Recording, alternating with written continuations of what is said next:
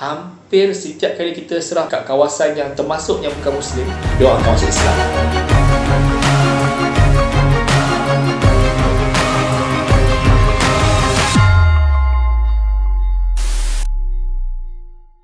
Assalamualaikum warahmatullahi wabarakatuh.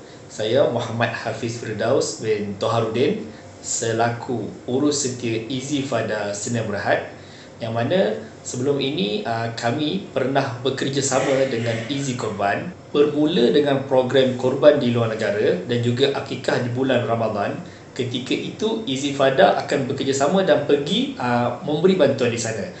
Sebagai pengalaman saya lah, berdasarkan apa yang telah saya pergi pada tahun 2016, ketika itu kami melaksanakan korban di negara Chad. Ketika itu kita membawa korban daripada Malaysia. Kalau ikutkanlah, majoriti Muslim di Afrika ni ramai. Jadi lembu yang kita sembelih di sana tu tak mencukupi. Jadi apa yang kami buat, selepas habis korban, kita tengok situasi masa tu di negara Chad ni beratur masih panjang. Jadi dekat situlah kami menambah lagi dana bantuan tu dengan memberikan beras fidyah.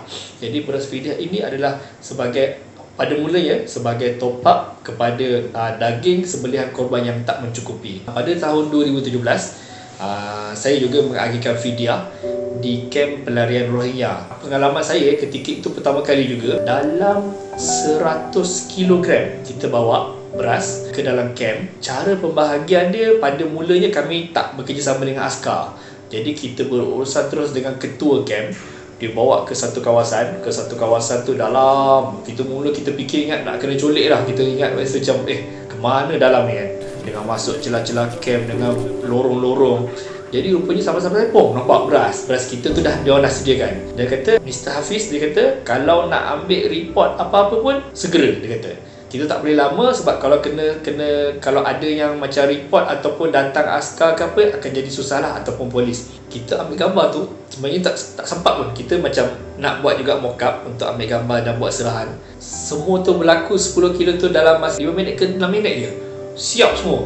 Maknanya betapa laju je, kami pun dalam keadaan kelang kabut. Kita follow je apa yang dia. Jadi nak kata cepat. Lepas tu pengalaman saya juga ketika saya pergi ke Lombok ketika pasca gempa bumi, dan juga kita turun di Palu. Lepas tu saya pergi ke Banten selepas tsunami. Ketika itu juga saya mengagihkan beras fidyah. Ketika ini kalau ikutkan situasi sekarang, pandemik COVID-19 ni, kita tak boleh keluar negara. Jadi kita hanya menghantar bagi bantuan di dalam Malaysia. Jadi adalah beberapa tempat, termasuklah insya-Allah mangsa banjir dan juga yang memang hilang pekerjaan, dan juga kampung-kampung lah masa pandemik COVID-19. Dan untuk pergi ke negara Afrika untuk mencari ruang untuk mewakafkan perigi ni, kita tengok memang sumber air sangat susah. Berdasarkan pengalaman, bila kita sembelih korban, apa yang berlaku dekat sana, lepas sembelih, cara cuci tu dia hanya menggunakan satu gayung tu, dia ambil air tu, dia lap je dekat badan kambing, badan lembu tu untuk cuci. Kalau macam kita akan cuci betul-betul lah. Tak, dia orang hanya lap macam tu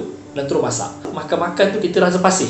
Maknanya pasir tu terasa, gigi tu crunchy. Sebab apa? Sebab memang kalau ikutkan dia orang tak basuh betul-betul lah. Lepas tu bila kita masuk toilet dia pun kita kesian. Tengok dalam keadaan tu, air tu memang tak ada lah. Kat situ lah kita rasa macam, tengok mana air. Bila air tengok dia orang kena angkat.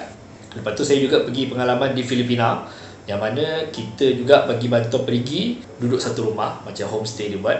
Lepas tu wakil kata, Ustaz Hafiz kalau kata nak mandi, boleh mandi dulu apa semua kan. Okay, tak apalah. Bila kita mandi, tak apalah, kita mandi sedap, orang kata kan, air sejuk kat kampung. Rupanya member yang pergi dengan saya tu, selaku urus stay juga, pergi, dia tengok kat belakang, rupanya kita mandi sedap, yang kat belakang dia top up air.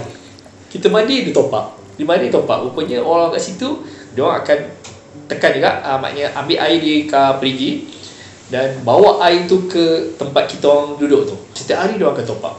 Itulah daripada situ kita mulakan bantuan juga untuk ke Filipina.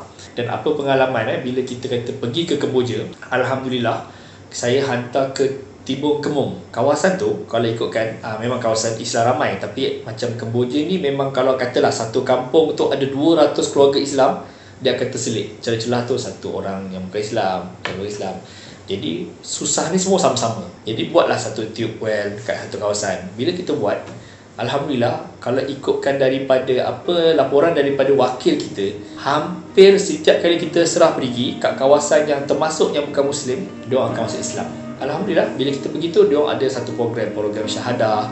Jadi hanya bermula dengan kita letakkan perigi di satu kawasan, walaupun bercampur dengan orang bukan Islam. Orang bukan Islam pula memang yang susah, dia ambil manfaat daripada situ, dan akhirnya dia tengok, Alhamdulillah lah, kita turun, kita bagi bantuan tu, dia suka dengan Islam tu. Peserta-peserta yang mendaftarkan perigi, mewakafkan perigi tu, bukan sekadar dapat pahala sedekah, malah mungkin di situ ada tambah nilai.